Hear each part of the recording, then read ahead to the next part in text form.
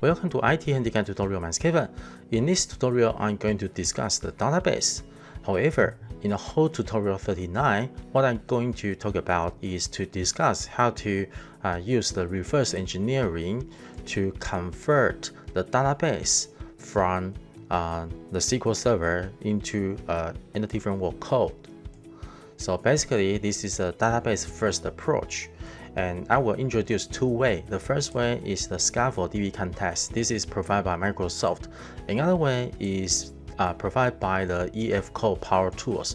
This is the third-party extension, Visual Studio extension, and this is a free extension.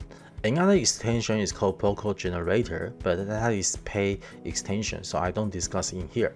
I only discuss the free extension in my tutorial. Okay, so I'm going to create the database first.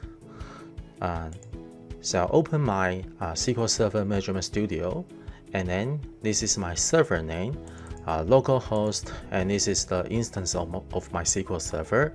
I'm going to use the Windows authentication and click connect. Okay, so what I'm going to do is I'm going to create a login. I'm going to create a login. It's called tester2, and I'm going to create a database. It's called online gain. Alright, because the online gain database and the tester2 has already exist, so I'm going to delete first. So when I delete the login, what will happen is it will give me a warning message that is called deleting server login does not delete the database used associated with the login. What does that mean?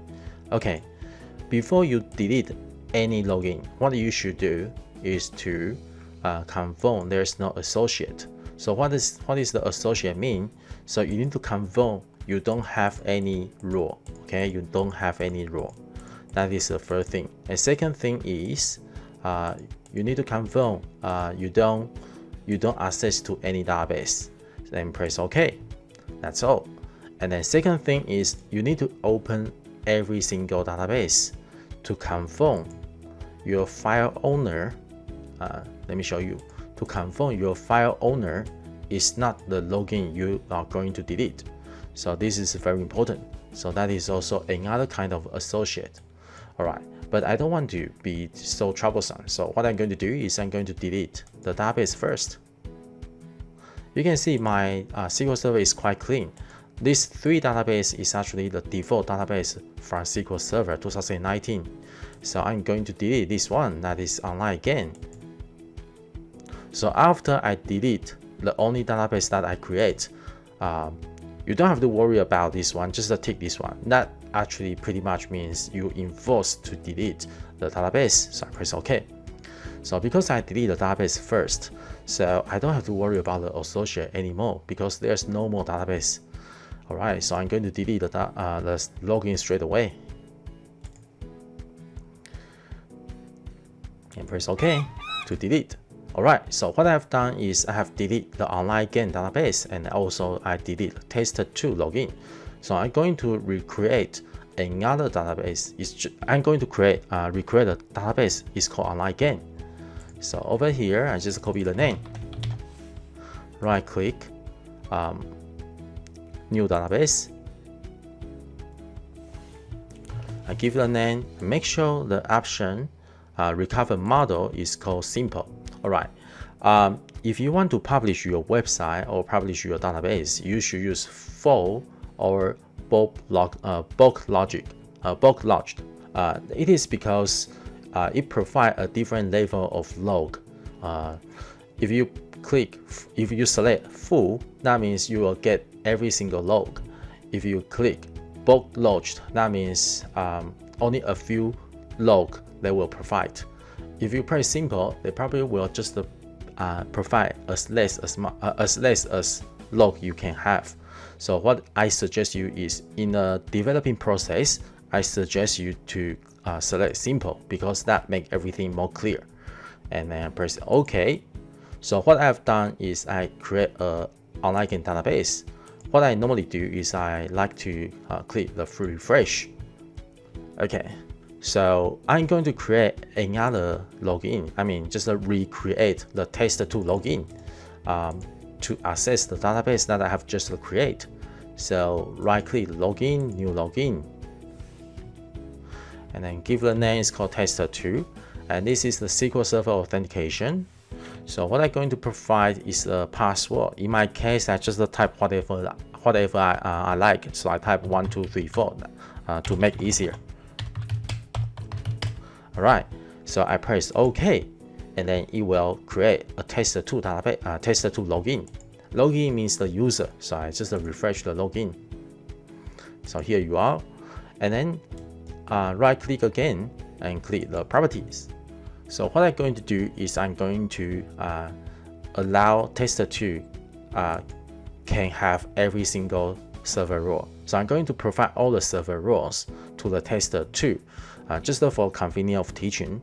But to be honest with you, you should just give the system the mean, that's all. But just for convenience of teaching, I provide every single role.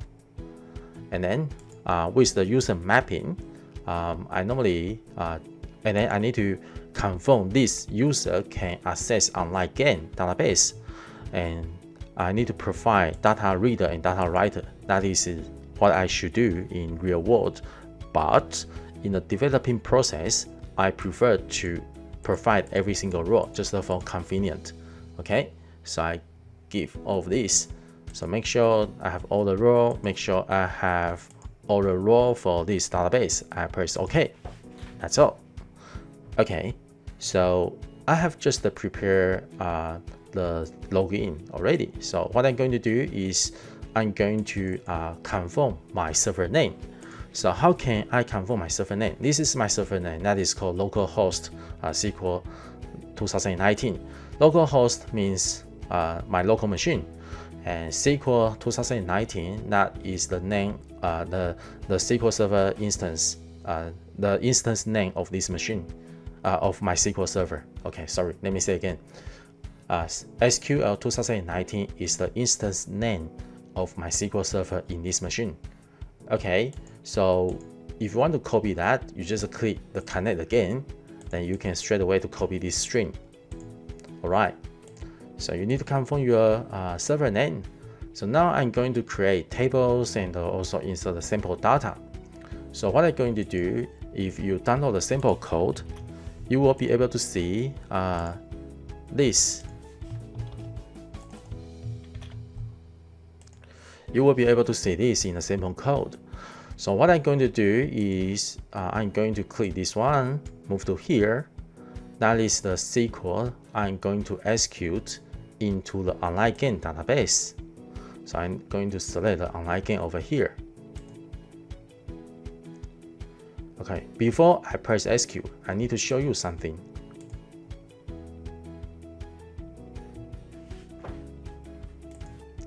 Okay, so I have a tester2 already, and my tester2 can access the online game and also have every role.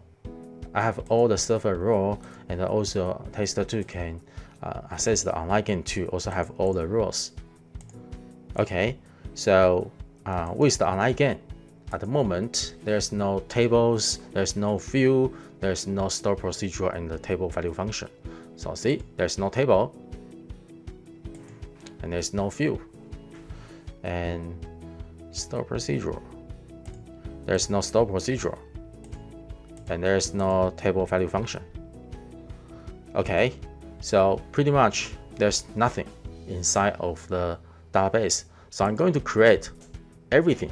So I press, make sure I use this one, and then make sure my target is the online game database. So I'm going to press execute. All right, so let me refresh again. So now what I have is I just create a few tables. I also create views. I also create store procedure. I also create a table value functions. Okay, that's pretty much everything. Another thing is, if you look at my SQL, if you look at the code I have typed in my SQL, sorry, this is not my SQL, T-SQL. And then what's going on is I actually check if there's a table is called gamer detail, and then I'm going to drop the table. Okay, firstly, truncate the table means delete everything in this table, and then drop this table. Okay, and then afterwards, so I'm going to create a gamma detail, which is here. So over here, I create a gamma detail. So over here, I check if there's a gamma detail, then I will drop the gamma detail table. So over here, and then afterwards, I just create the gamma detail table. So what's going on is, because of this, so what I can do is I can run this T-SQL file again and again. Okay, I can run several times and there's no error at all. Okay, it's because of all of this. So if you make some mistake, then you can just run this SQL file again and again. Okay, all right. So after you run this SQL, what will happen is it will generate a lot of table, fields, store procedure, and table value functions. So what I'm going to do is I'm going to, in a later video, I'm going to create, use the scaffold DB context or EF code power tools to generate the EF entity framework code. Okay. So before that, I'm going to show you the database diagram. So you just right click new database diagram, and then select every single tables and click add.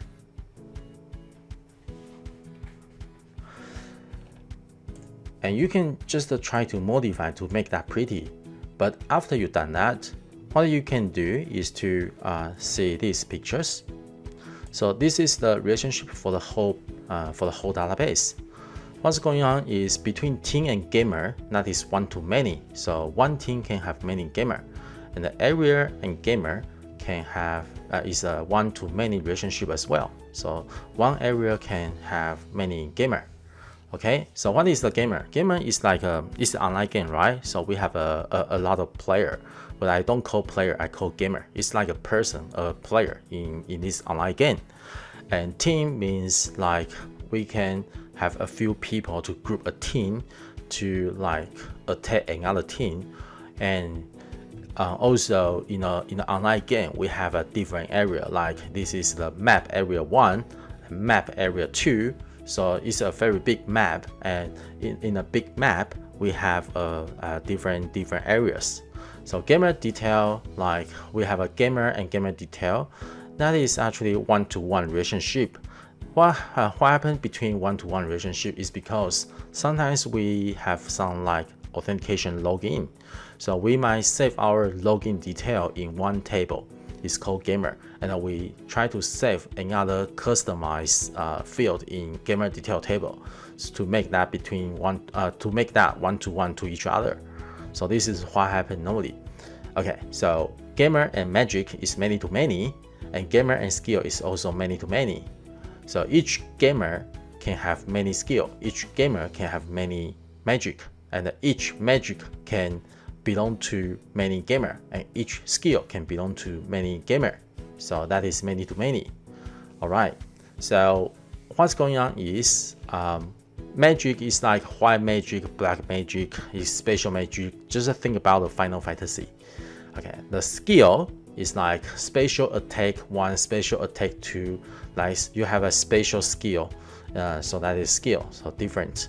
So this is like more, this is a power, and this is a normal attack, like that. All right, so the only difference is between gamer and skill, we have a gamer skill table, and between gamer and magic, we have a gamer magic table. So if you look at this table, you will realize gamer magic table, they actually have a 2 field, and both field actually are the primary key.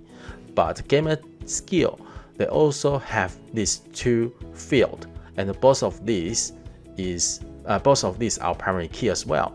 The only difference is gamer skill not only have these 2 field, they also have one more extra field. It's called created date. And what will happen is after you generate an entity framework code, then this middle table will become one entity. What does one entity means? one model class. This table will become one model class, but this one will not generate a one model class. Okay, that's the only difference because they have like extra field. So that's the reason they need to create extra model class for this. But it doesn't have any extra field, so it doesn't create any extra model class. So this is what happened in the EF code. All right. So in the next video, I'm going to use the scaffold DB context to generate the different word code. Okay, I hope you enjoy my tutorial. Have a good day.